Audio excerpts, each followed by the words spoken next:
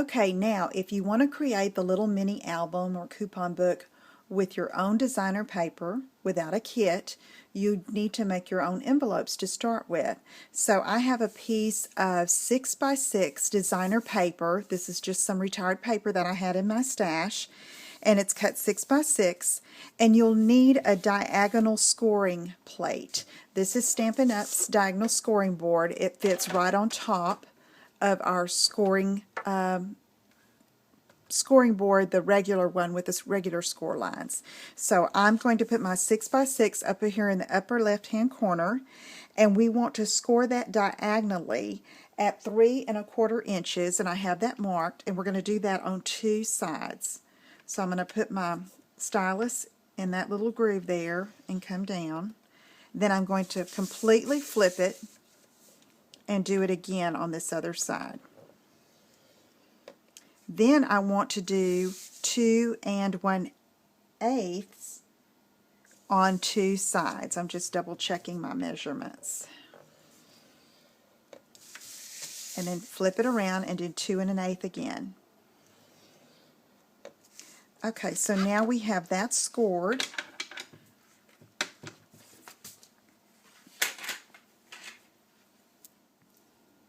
Okay, I've made really good creases on all of those score lines. Then I'm going to open it up, and just like you do with any envelopes that you make with your diagonal scoring plate, the 2 intersecting scoring lines are going to form a little triangle on this corner. So you want to snip those out on each side.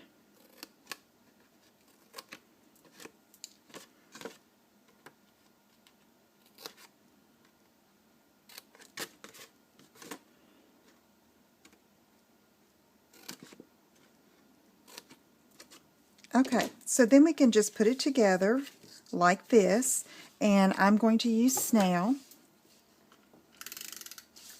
and put it on these 2 side flaps. Fold that up, and I'm going to leave this point. If I were making an envelope, I would put it in my paper trimmer and trim that off, but remember, we can fold this down for a little bit of interest, so I'm going to leave that point there. But I am going to cut off this top and save that in case I ever need it for some of the embellishments, because this is one of the interior pages of the book. Okay, so here we have, I've already put the book together and made the spine, and that's what I'm going to show you now. It's the same idea, but it's just different measurements to coordinate with the envelope. And so I have a 4 1/2 by 2 3/4 inch piece. Okay, and we're going to score it on the same score lines: 5/8, 7/8, 1 1/8, 1 3/8, 1 5/8, 1 7/8, and 2 1/8. Same score lines. Okay. And then you accordion fold it just like you did for the little Simply Scent book, and you end up with it like this. Alright, now for these patterns I decided I wanted to use the black. I tried the soft suede and I liked the black much better. Okay, and so you can see I've alternated patterns here, and this is going to be my cover, so I left the flap on that envelope. And I went ahead and put my sticky strip so that I could show you. I'm just going to place this one in here. This will be the last interior, and I want this side showing here, so I'm going to take it and just insert it as we did in our other album.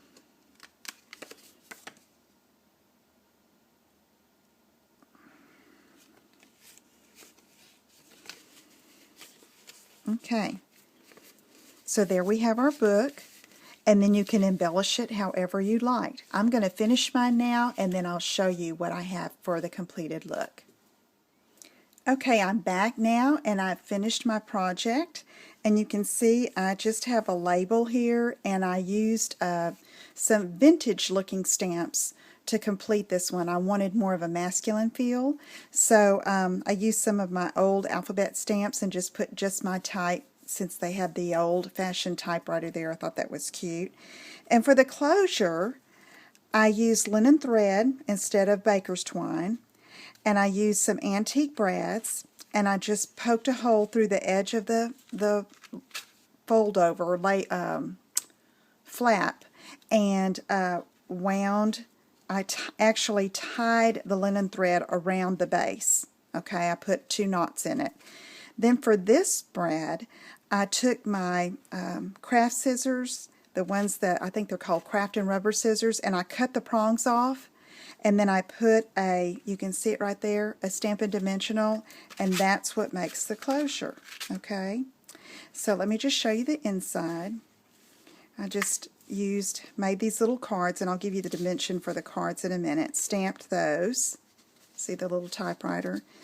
Folded this one down, put some linen thread in a little clip. Here I did another stamp and just layered some labels, and this one has a little crown at the bottom. This one I left blank. I thought I might put a picture there. Here's just some more stamping with a vintage set, and I punched a little heart and put a brad through it. This one I folded it down, and I used a punch backing behind a neutral ribbon. Here I took one of those labels, and these labels I just had in my stash that I had die cut, oh gosh, a year ago, and I thought this is a perfect time to use them. Put a little brad through there, and I had stamped that already, and then there's another little card. And there you have another little mini album using designer paper, making envelopes, and this one has more of a masculine feel. One thing I might add is that this particular, the spine here, you can see how I have a little bit peeking out there and up here.